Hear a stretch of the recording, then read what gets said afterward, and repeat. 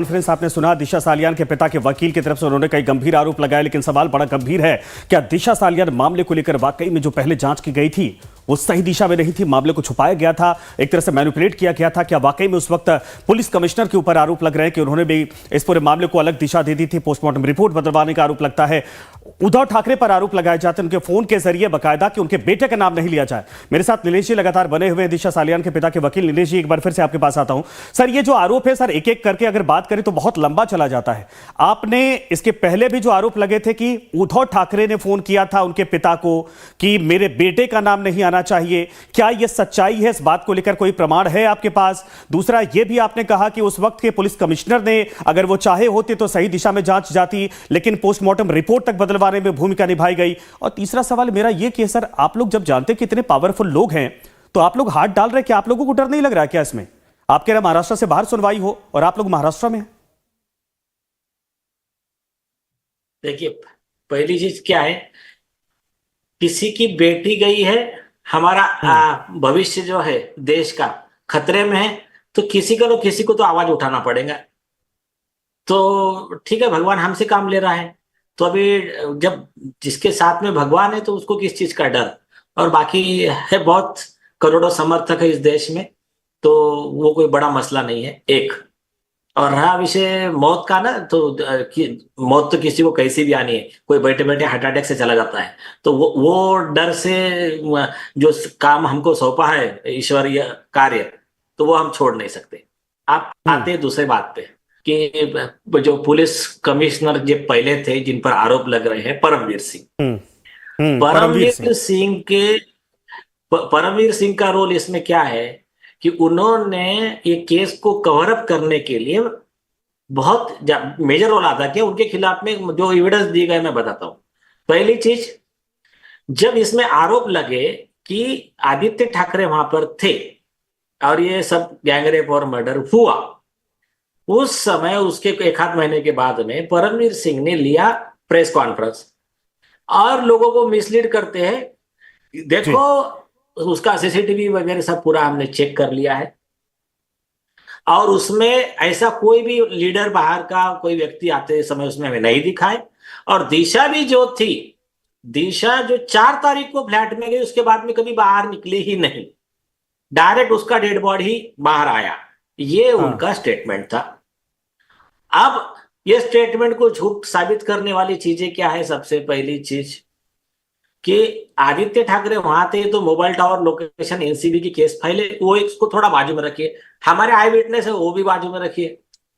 Important चीज बताता हूं मैं, उद्धव ठाकरे गुट के उनके ही प्रवक्ता किशोर तिवारी जी ने 1 महीना पहले सारे मीडिया के सामने और कल परसों फिर से स्टेटमेंट दिया कि नहीं नहीं, ये बात तो सही है, आदित्य ठाकरे वहां प्रेजेंट थे और हमने पुलिस को मैनेज करके, हमारे सोर्सेज यूज करके सब मैनेज किया, नहीं तो आदित्य ठाकरे को अरेस्ट करा देती बीजेपी।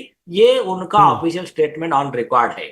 तो अभी ये सब चीजें जो है ये क्लियर साबित करती है उस परमवीर सिंह ने जो कवर अप किया था। एक दूसरी चीज, इसमें हमने क्या किया है, दिशा सालियान के फ्रेंड है स्टीव पिंटो। स्टीव पिंटो ने कुछ ट्विटर पे, एक्स पे पोस्ट लिखी थी और उसके बाद में वो गायब हो गए। मतलब मर्डर हो गया, अननेचुरल डेथ हो गई, जो भी विषय, वो भी एक इन्वेस्टिगेशन का विषय, उसको बाजू में रखते हैं। लेकिन उनकी पोस्ट जो है ना, वो पोस्ट में बहुत सीरियस बातें लिख रहे हैं।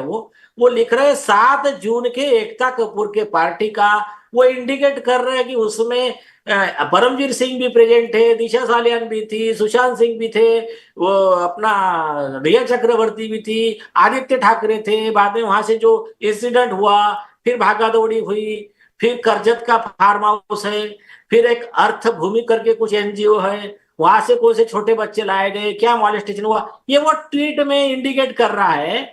और उससे कई चीजें ऐसे सस्पिशन क्रिएट हो रहे हैं। तो हमने पूरे पॉइंट लिख कर दिया है कि इसमें आप डिटेल इन्वेस्टिगेट कर दीजिए, सच बाहर आ जाएगा।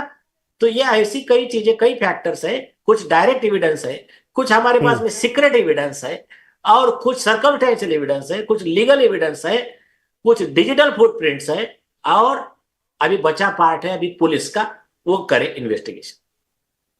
नहीं, पुलिस तो इन्वेस्टिगेशन जब आपको सीबीआई पे भरोसा नहीं है, तब की पुलिस भी तो राज्य सरकार की पुलिस थी, और पुलिस के सबसे बड़े अधिकारी के ऊपर आप कह रहे हैं कि वो मैनिपुलेट करके चले गए, उनको इसमें न्याय नहीं जो दिलवाना चाहिए था उन्होंने वो काम नहीं किया।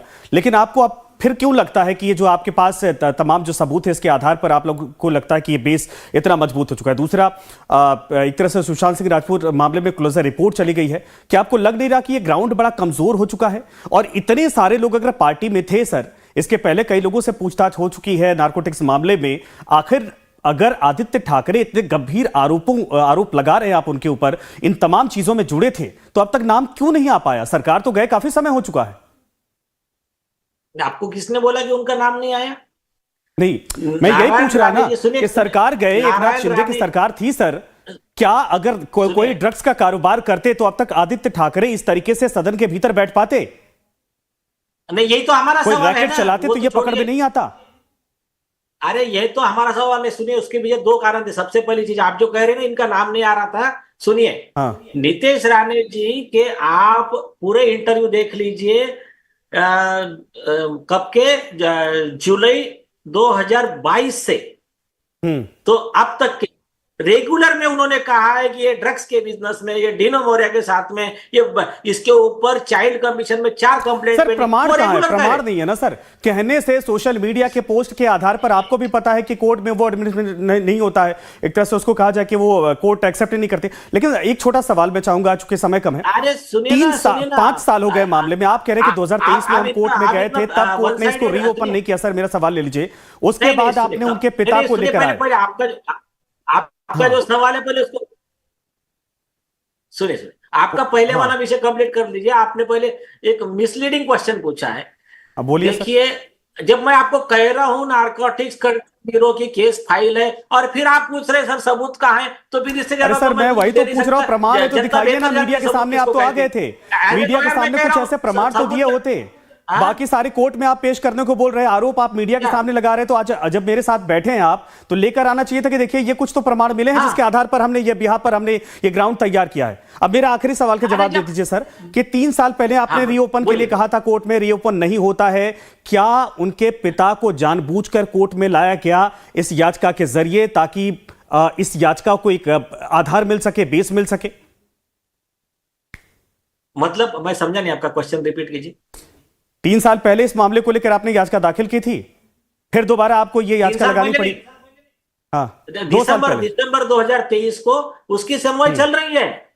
उसकी सुनवाई और उसके हियरिंग, हमारे डिस्कशन सुनने के बाद वो आए हैं कि अरे यार ये जो कह रहे सही कह रहे, इनके सपोर्ट में मैं आता हूं, तब वो आए हैं। पहले तो हमारा उनका कोई कांटेक्ट ही नहीं था। कोई राजनीतिक एजेंडा तो नहीं है ना इसमें? आखिरी सवाल, छोटा सवाल सर, कोई राजनीतिक एजेंडा तो नहीं है? ये आरोप लग रहे हैं कि जानबूझकर पॉलिटिकल एक तरह से माइलेज लेने की कोशिश की जा रही है। ये सिंपल चीज है, मैं तो बहुत सिंपल बताता हूं।